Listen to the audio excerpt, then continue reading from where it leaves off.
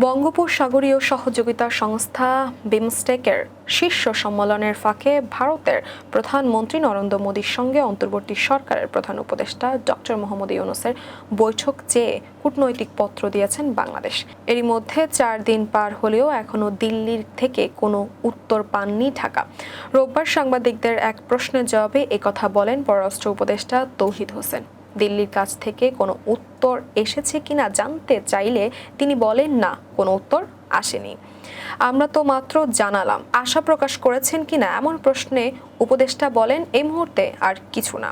আগামী মাসের প্রথম সপ্তাহে ব্যাংককে অনুষ্ঠেয় বিমস্টেকের শীর্ষ সম্মেলনের ফাঁকে মোদির সঙ্গে বৈঠক চান ডক্টর ইউনূস। জাতীয় গণমাধ্যমগুলো বৈঠক হওয়া নিয়ে নেতিবাচক বার্তা দিচ্ছে। তবে ভারতের পররাষ্ট্রমন্ত্রী এস জয়শঙ্কর নয়াদিল্লিতে সংসদীয় প্যানেলের একটি বৈঠকে যে তথ্য দিয়েছেন সেটি ভিন্ন বার্তা দিচ্ছে। জয়শঙ্কর বলেছেন, ইউনূসের সঙ্গে ভারতের প্রধানমন্ত্রী মোদির বৈঠক আয়োজনে বাংলাদেশের অনুরোধ বিবেচনা করা হচ্ছে।